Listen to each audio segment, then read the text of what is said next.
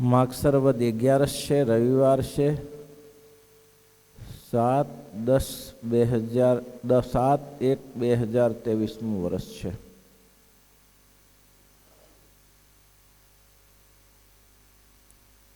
પ્રશ્ન મુક્તાનંદ સ્વામીનો છે. બહુ રૂડો પ્રશ્ન છે. શ્રુતિમાં એમ કહ્યું છે, વચનામૃત પ્રથમનું 14મું છે, બીજો ભાગ છે. પહેલે તુલનાત્મક વચનામૃત હતું, એક ગ્રસ્તાશ્રમી છે ને એક ત્યાગાશ્રમી છે, એમાં શ્રેષ્ઠ કોણ છે એની ચર્ચા કરી. અને હવે શ્રીજી મહારાજ બીજા પ્રશ્નમાં એમ કહે છે કે અંતિ યા મતિ. મુક્તાનંદ સ્વામીએ પૂછ્યું, મહારાજ શ્રુતિમાં એવું લખ્યું છે અંતિ યા મતિ, અંતકાળે જેવી મતિ હોય તેવી ગતિ થાય. અને વાત બિલકુલ સાચી છે કે અંતે માણસ જેમ જેમ સ્મરત કલેવરમ, જેનું જેનું સ્મરણ કરતાં કરતાં કલેવર છોડે છે તેને તે દેહની પ્રાપ્તિ થાય છે. પેલું એક ભૂંડનું દ્રષ્ટાંત પ્રસિદ્ધ છે. એક રાજા હતો અને આખી જિંદગી એને ભૂંડ મારેલા, પછી અંતિમ સમય થયો ત્યારે એનો દેહ પડે નહીં. દેહ પડતો નહોતો એટલે છોકરાએ કીધું કે પપ્પા હવે તો તમે તમારું શરીર છોડો, બહુ રીબાવો છો. તો કે મને સામે એવું દેખાય છે, મેં આખી જિંદગી ભૂંડ માર્યા છે એટલે મને ભૂંડની જોની પ્રાપ્ત થશે એવું દેખાય છે. પણ એ જોનીમાં તો આ રાજા મહારાજાના શરીરમાંથી આપણે રહીએ અને ભૂંડની જોનીમાં જઈએ તો કેવું દુઃખ પડે. માટે તમે 4 દીકરાઓમાંથી એક પ્રતિજ્ઞા કરો કે એ ભૂંડ જ્યાં દેખાય તે હું મારી નાખીશ. એકબીજા કે આપણે એવી શું કરવા માટે કરવું પડે? પણ એક છોકરાએ કહ્યું, પપ્પા સુખેથી દેહ છોડો, જ્યાં તમે હશો ને જો મને તમે મળશો તો હું તમને મારી નાખીશ, પણ એ ધાણ આપો કે તમે કેવું સ્વરૂપ હશે. તો કે સફેદ પૂંછડી હશે, સફેદ ભાલ હશે અને સફેદ પગ હશે અને સફેદ પેટ હશે. આવો ભૂંડ ત્યાં જુઓ ત્યાં જોજો. તો જોગાનું જગે ને પિતાશ્રીનું મૃત્યુ થયું. વર્ષો પછી છોકરો પણ શિકાર કરવા નીકળ્યો અને એને આવો ભૂંડ જોયો. તો એને થયું કે એ નહીં હોય તો બીજો, એમાં આપણે શું, એ ભૂંડ મરી જાય એની સાથે શું લેવા દેવા. એટલે એને બાણ તાક્યું. જ્યાં બંદૂક તાકી ત્યાં પેલો બોલ્યો, એ રહેવા દે રહેવા દે રહેવા દે. તમે તો હું પોતે તારો પપ્પા, તો પણ તમે શું કરવા માટે? તમને તો કીધું હતું ને કે આમાં આવી ગટરમાં શું, તો કે આમાં મહાસુખ છે. એવું તો આપણે એ જન્મમાં હતું, મને ત્યારે ખબર નથી. રાજા કરતાં અહીંયા સુખ વધારે છે. જીવ જ્યાં જ્યાં જોનીમાં જાય છે તો પરમ સુખ માને છે. પણ એ પ્રશ્ન અહીંયા નથી. અહીંયા પ્રશ્ન એ છે કે જેનું જેનું સ્મરણ કરતાં કલેવર છોડે છે તેને તે દેહની પ્રાપ્તિ થાય છે. તો પછી ભક્તિ કરી હોય એનું શું વિશેષ? આજીવન ભક્તિ કરી અને છેલ્લે છેલ્લે કોઈ સ્મૃતિ થઈ જાય અને એવા સમયમાં દેહ પડી જાય તો એ જીવને બસ અધોગતિ જ થાય, જમપુરી જ મળે.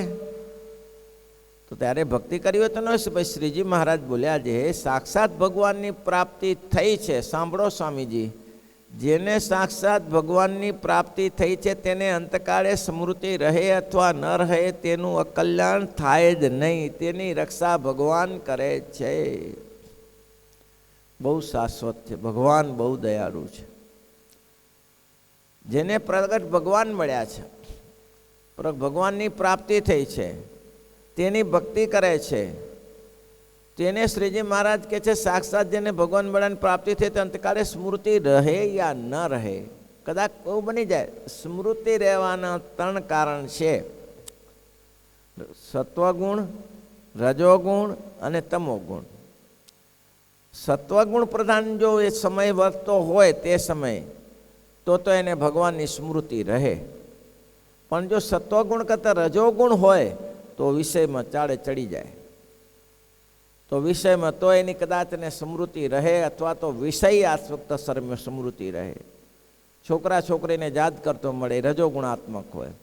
અને તમોગુણ હોય તો રૂંઢ મૂઠ સરકો, કંઈ લવા જાકા, કંઈ બોલે શું બોલે કંઈ ખબર નહીં. તમોગુણ પ્રધાન વૃત્તિ છે. એટલે આ 3 પ્રકારે વૃત્તિનો ભેદ પડે છે. એની વૃત્તિ નથી રહેતી એનું કારણ એક જ છે કે એને તમોગુણ અને રજોગુણ પ્રધાનપણે છે ત્યારે એની વૃત્તિ ભગવાનમાં સ્થિર થઈને જ. પણ જો સત્વગુણ પ્રધાન હોય તો થઈ જાય. હવે આ જે કુસંગી હોય, આ સત્વગુણ રજોગુણ તમોગુણ તો બધાને વર્તા હોય, કુસંગી હોય, આજીવન કંઈ પ્રાપ્ત કર્યું છે, કંઈ ભક્તિ કરી નથી, પણ તે સમયે જો સત્વગુણ જો વર્તતો હોય તો એ પણ સારું બોલીને મરી શકે છે, પણ એનાથી કંઈ કલ્યાણ ન થાય. એટલે કે છે અંતકાળે સ્મૃતિ રહે અથવા ન રહે તેનું અકલ્યાણ થાય નહીં. અને તેને તો સાક્ષાત તેની તો ભગવાન રક્ષા કરે છે. અને જે ભગવાન થકી વિમુખ છે તે તો બોલતા ચાલતા દેહ મૂકે તો પણ તેનું કલ્યાણ થતું નથી. ભલે ને સારામાં સારી વાત કરીને કે મારે હવે જવાનું નક્કી થયું છે, હું ચાલ્યો જઈશ, હવે ભલે ગમે એટલું બોલે, પણ આખી જિંદગી કર્યું જ નથી તો એનું કલ્યાણ કેવી રીતે થાય? કયો, મહેનત કર્યા વગર મજૂરી એ મળતી નથી. મહેનત ના કરે તો મજૂરી ના મળે. આખો દી પથારીમાં પડ્યો રહે તો પછી કોણ પૈસા આપે? તો उसको પ્રયાસ કરે તો મજૂરી. એવું લખ્યું છે, નહીં સુપ્તસ્ય સિંહસ્ય પ્રવિશંતિ મુખે. સિંહ જેવો સિંહ છે એ કંઈ આ જંગલમાં સૂતો હોય તો મૃગલાઓ સામેથી મોઢામાં નથી ચડી જતા, એને પ્રયાસ કરવો પડે છે. તો ભગવાનના અક્ષરધામમાં જવા માટે જેને જેને માણસ પ્રયાસ કર્યો છે તેને મહારાજ કે જેને સાક્ષાત ભગવાનની પ્રાપ્તિ થઈ છે ને ભક્તિ કરતો હોય તેની તો ભગવાન રક્ષા કરે છે અને એનું અકલ્યાણ થાય જ નહીં. અને જે ભગવાનથી વિમુખ છે, નાસ્તિક છે, તેનું મહારાજ કહે છે ભગવાનથી મુક્ત બોલતા ચાલતા દેહ મૂકે તો પણ કલ્યાણ થતું નથી. તેને મરીને જમપુરીમાં જાય છે. અને કેટલાક પાપી કસાઈ હોય તે બોલતા ચાલતા દેહ મૂકે. આ વિરોધાભાસ. કેટલાક પાપી જીવ હોય, મેં કીધું ને સત્વગુણ પ્રધાન હોય તો એ કાળ વર્તો, સત્વગુણ પ્રધાન કાળ વર્તો હોય તો બોલતા ચાલતા દેહ મૂકે કે ભાઈ બસ મારું પૂરું થવે, ભલે ભલે ભાઈ ભાઈ જે હોય તે બધા મળીએ પછી, હવે આ મળાશે નહીં. હવે સત્વગુણ પ્રધાન હોય તો બોલતા ચાલતા દેહ મૂકે તો મહારાજ કે શું ફેર પડ્યું? અને ભગવાનનો ભક્ત હોય તે અંતકાળે મૃત્યુ થયો માટે તેનું અકાળ મૃત્યુ થશે. એનું અચેતો મરી ગયો, એક્સિડન્ટમાં મરી ગયો તો શું થાય? કોઈ ઝાડ પડ્યું મરી ગયો, કોઈ પહાડ પડ્યું મરી ગયો, કોઈ ઉપર પર્વત ઉપર ગયો અને ત્યાંથી ગબડી પડ્યો, કોઈ મકાન ઉપરથી પડી ગયો, અકાલ મૃત્યુ થઈ ગયું. કોઈ નદીમાં પાણીમાં પડી ગયો, તળાવમાં પડીને બુડી મર્યો તો એનું અકાલ મૃત્યુ થયું. પેલો બોલતા ચાલતા દેહ મૂકે અને આ કશું ઠેકાણું ના રહે, અકસ્માત અકાળ મૃત્યુ થઈ ગયું. તો માટે તેનું અકલ્યાણ થશે, તેનું અકલ્યાણ થાય. મહારાજ કે એનું કલ્યાણ જ થાય. પેલો બોલતા ચાલતા દેહ મૂકશે એનું કલ્યાણ થઈ જશે. એમ કે ભગવાનની ભક્તિ જ કરી નથી, આખી જિંદગી રખડી ખાધું છે, એનું કલ્યાણ થશે. અને આ ભગવાનનો ભક્ત હોય તેને કાળ મૃત્યુ થાય, થઈ શકે તો એનું અકલ્યાણ થાય. મહારાજ કે ના, કલ્યાણ ના થાય. અને તે પાપીનું કલ્યાણ થશે નહીં જ થાય. ત્યારે શ્રુતિનો અર્થ બદલાવી નાખો ભાઈ. શ્રુતિ અંતેયામતી છે તેનો થોડો અર્થ ફેરફાર કરો. વર્તમાન કાલે જે આ યામતી સા ગતિ અર્થ એવો કર્યો. યા ગતિ અંતે યામતી સા ગતિ, યામતી વર્તમાન કાલે સા ગતિ. અત્યારે એની જે વૃત્તિ રહેશે તેવી અંતકાળે એની ગતિ થશે.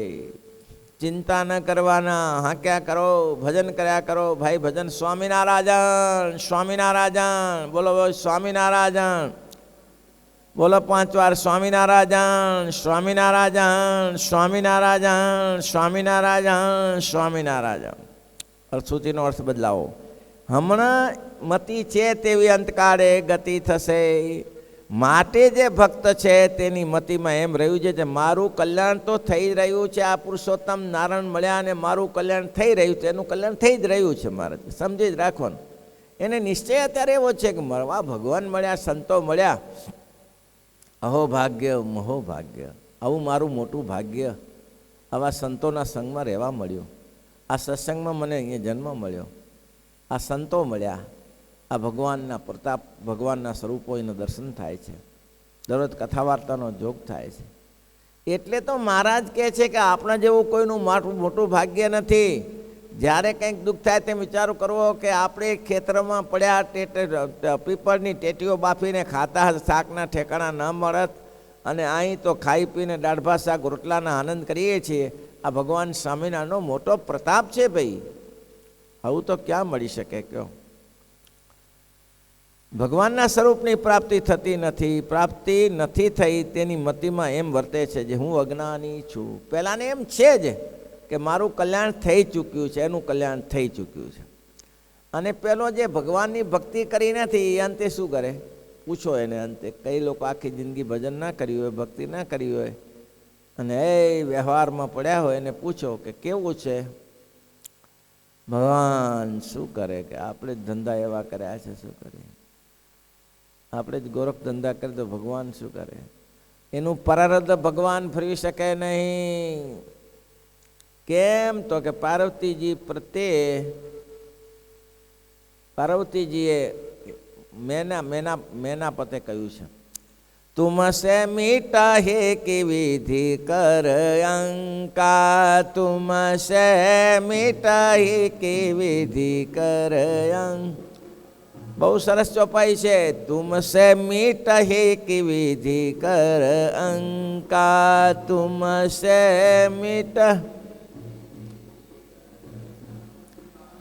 માતુ વ્યર્થ જાની લેહુ કલંકા, માતુ વ્યર્થ જાની લેહુ કલંકા.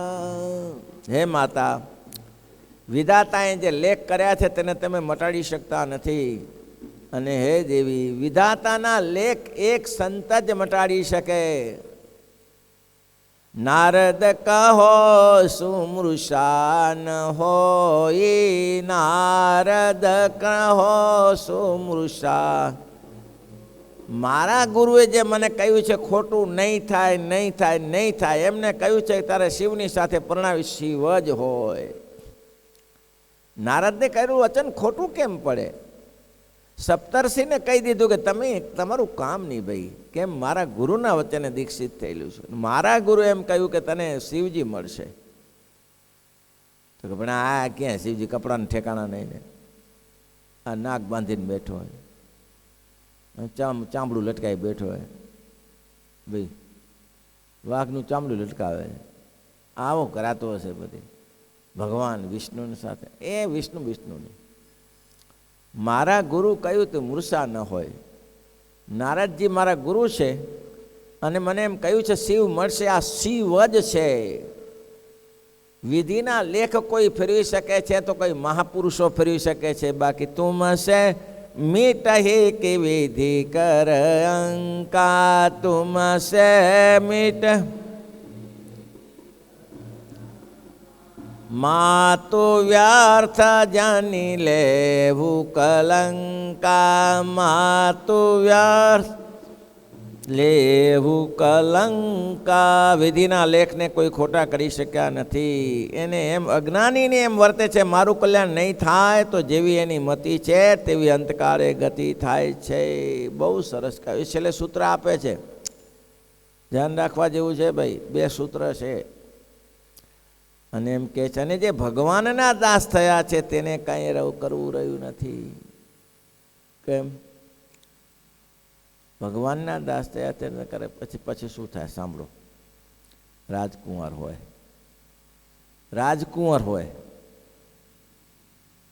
અને 20 વર્ષનો થઈ ગયો હોય, જેના બાપાની ચક્રવર્તી રાજ્યની સત્તા છે, અને એ રાજકુંવર 20 વર્ષનો મૂળા માટે ઝઘડો કરે તો મૂળા માટે ઝઘડો કરે, મને મૂળો આપો, મને મૂળો આપો.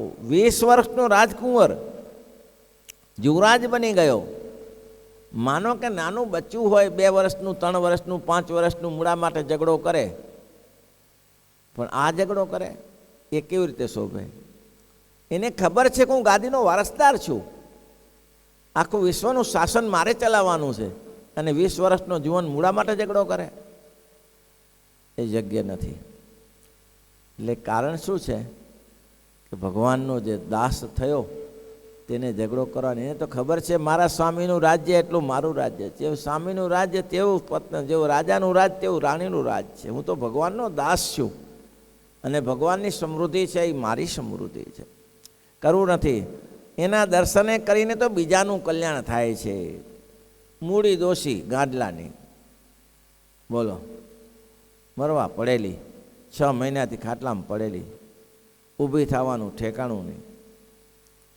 અને એ ઘડીએ એનો પતિદેવ આવ્યા અને કે ભાઈ આ દોષી 6 મહિનાથી ખાટલામાં રીબાય છે, એની ગત થતી નથી. ગત બોલો, એની ગત કરવી હતી, એની ગત થતી નથી. આ દોષીની ગત થાય તો 11 એકાદશી આપું. આ દોષીની ગત થાય તો 11 એકાદશી આપું. દોષી ખાટલામાંથી ઊભી થઈ ગઈ. પીટિયા, તું હું એકાદશી આપતો હતો? મારા હાથના કોઈ રોટલા ખાય તેને અક્ષરધામમાં પહોંચાડી દઉં, મારા હાથનું કોઈ પાણી પીએ તેને અક્ષરધામ પહોંચ, તું મને એકાદશી આપે? એકાદશી આપે, મારું મોક્ષ કરે. મારા કર્મમાં લખ્યું છે એ મારે ભોગવવાનું છે. મહારાજ બહુ દયાળુ છે. 6 મહિનાથી ખાટલામાં પડ્યા છે, છતાંય કહે છે કે મહારાજ દયાળુ છે. રાજસ્થાનમાં દાંતીવાસ ગયા હતા, જોતા ભાઈના બાપા પથારીમાં ઊંધા પડ્યા હતા, સવડા સૂઈ શકતા નહોતા. મેં કીધું દાદા કેટલા વર્ષથી આ તકલીફ છે? 2 વર્ષ થયા સામે. તો સવડા નહીં સુખ શકતા? તો કે નહીં, શું હતું? મેં કીધું ભગવાનને પ્રાર્થના કરીએ સરખા થઈ જાઓ. ના ના, મહારાજને છે ને માટે પ્રાર્થના કરવાની. આના માટે શું ભગવાનને પ્રાર્થના કરવાની?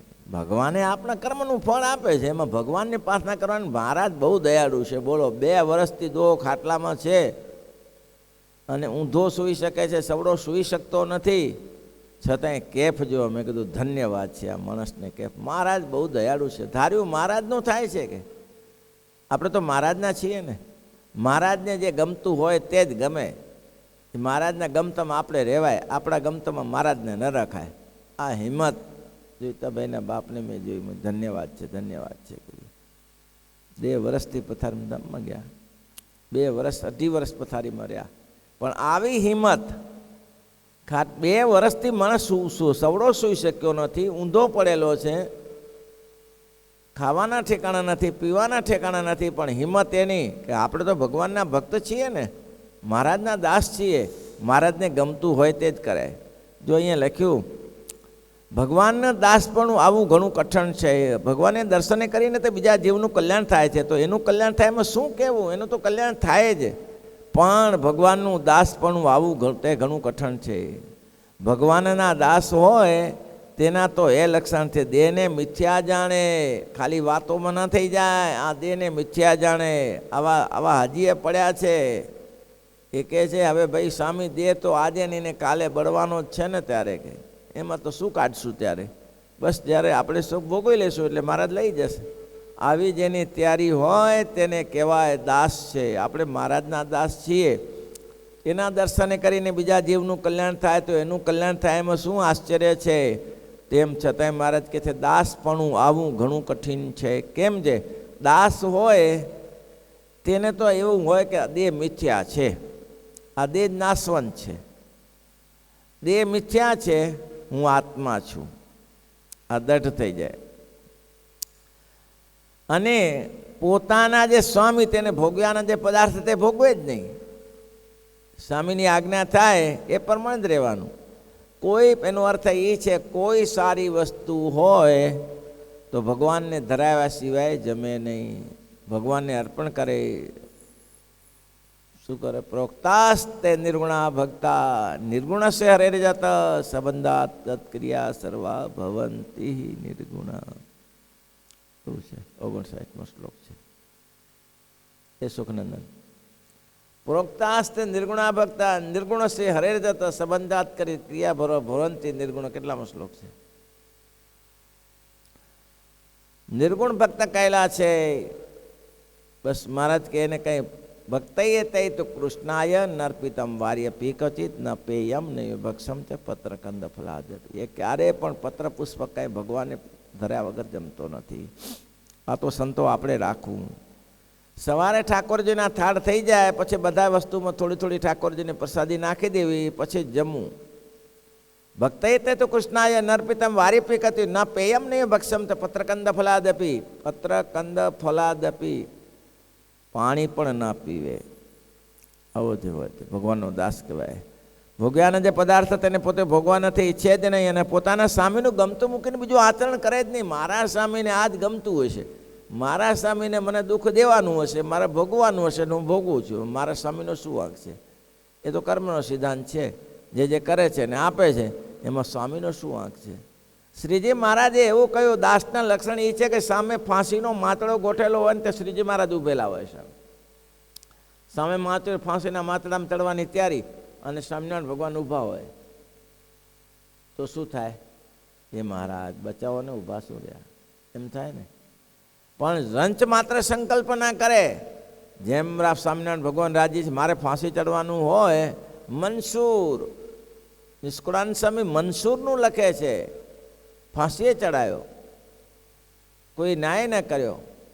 એક ગુરુ આવીને કહ્યું, મંસૂર મંસૂર અન્યાય થઈ રહ્યો છે, અન્યાય થઈ રહ્યો છે, મંસૂર અન્યાય થઈ રહ્યો છે, તારે ફાંસીને માતડે હોય નહીં, તારો અન્યાય થઈ રહ્યો છે. ત્યારે મંસૂર એટલું બોલ્યા, બાબા ઇધર ભી ખુશી હૈ ઉધર ભી ખુશી હૈ. અહીંયા ખુશી છે ને ત્યાંય ખુશી છે. અને એ મેં માણસને હાથ કાપી નાખેલો, એ હાથેથી આમ લોહી લઈને તો એને સજા કરી. બોલો, આને મારા ઈશ્વર જેમાં મારા પ્રભુ રાજી છે, મારા હાથ પગ કાપી નાખે, હું ખુશી છું, આવી સજા કરી. એટલે મહારાજ કે પોતાના ઈચ્છા નહીં, પોતાના સ્વામીનું ગમતું મૂકી જો આચરણ કરે જ નહીં, એવો હોય તે હરિનો દાસ કહેવાય. અને જે હરિનો દાસ હોય તે દેહરૂપ વર્તે તો પ્રાકૃત ભક્ત કહેવાય. શ્રીપતિમ શ્રીધરમ સર્વદેવ ઈશ્વરમ